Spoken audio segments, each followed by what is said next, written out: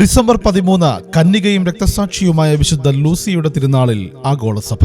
സിസിലിയയിലെ പ്രധാന നഗരമായ സിറാക്കൂസിൽ ഒരു കുലീന കുടുംബത്തിലാണ് ലൂസി ജനിച്ചത്. ശിശുവായിരിക്കുമ്പോൾ തന്നെ പിതാവ് അന്തരിച്ചു. അമ്മ അവർക്ക് വേണ്ട വിദ്യാഭ്യാസം നൽകി ശ്രദ്ധാപൂർവം വളർത്തിക്കൊണ്ടുപോന്നു. മകളെ വിവാഹം കഴിപ്പിക്കണമെന്നായിരുന്നു അമ്മയുടെ ഉദ്ദേശം. എന്നാൽ മകൾ ഈശോയെ മണവാളനായി സ്വീകരിക്കാനാണ് നിശ്ചയിച്ചിരുന്നത്. അങ്ങനെയിരിക്കെ അമ്മ രോഗബാധിതയായി. ഒരു ദിവസം ലൂസി കഷ്ടപ്പെട്ടുകൊണ്ടിരുന്ന അമ്മയോട് പറഞ്ഞു, അമ്മേ, നമുക്ക് അഗാത്ത പുണ്യവതിയുടെ ശവകുടീരത്തിൽ പോയി പ്രാർത്ഥിക്കാം. അമ്മയും മകളും കൂടി കറ്റാനിയായിൽ അഗാത്തയുടെ ശവകുടീരത്തിലെത്തി പ്രാർത്ഥിക്കാൻ ആരംഭിച്ചു. ക്ഷീണം നിമിത്തം ലൂസി ഉറങ്ങിപ്പോയി. അപ്പോൾ സ്വപ്നത്തിൽ പ്രത്യക്ഷപ്പെട്ട അഗാത്ത ലൂസിയോട് പറഞ്ഞു, അമ്മയെ ദൈവം സുഖപ്പെടുത്തും. കറ്റാനിയായിൽ എനിക്കുള്ളതുപോലെ ഒരു സ്ഥാനം സിറാക്കൂസിൽ നിനക്ക് ലഭിക്കും. ലൂസി ഈ സ്വപ്നത്താൽ പ്രചോദിതയായി തന്റെ സമർപ്പണം ഒന്നുകൂടി ദൃഢമാക്കി. വിവാഹത്തെപ്പറ്റി ചിന്തിക്കേണ്ടതില്ലെന്നും ധനമെല്ലാം ദരിദ്രർക്ക് നൽകണമെന്നും ലൂസി നിശ്ചയിച്ചു. തന്റെ മരണശേഷം നീ യഥേഷ്ടം ചെയ്തുകൊള്ളുക എന്ന അമ്മ പറഞ്ഞെങ്കിലും ലൂസി തൃപ്തിപ്പെട്ടില്ല. ഉടനടി ദാനധർമ്മം ചെയ്യണമെന്ന് ലൂസി ആവശ്യപ്പെട്ടു.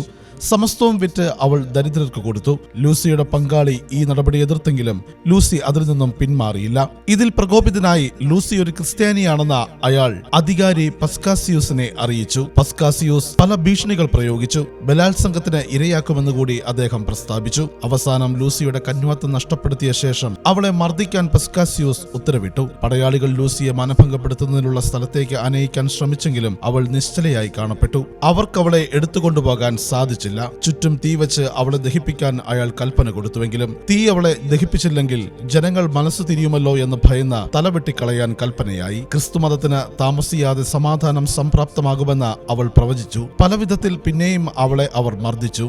ഒരു വാൾ അവളുടെ തൊണ്ടയിൽ കുത്തിയിറക്കിയതോടെ അവൾ കർത്താവിൽ നിദ്ര പ്രാപിച്ചു. വിശുദ്ധ ലൂസിയുടെ ചിത്രം വരയ്ക്കാറുള്ളത് അവളുടെ കണ്ണ് കൈകളിൽ പിടിച്ചിരിക്കുന്ന ഒരു പാത്രത്തിൽ വെച്ചുകൊണ്ടാണ്. വിശുദ്ധ ലൂസിയായെ ഞങ്ങൾക്കു വേണ്ടി അപേക്ഷിക്കണമേ.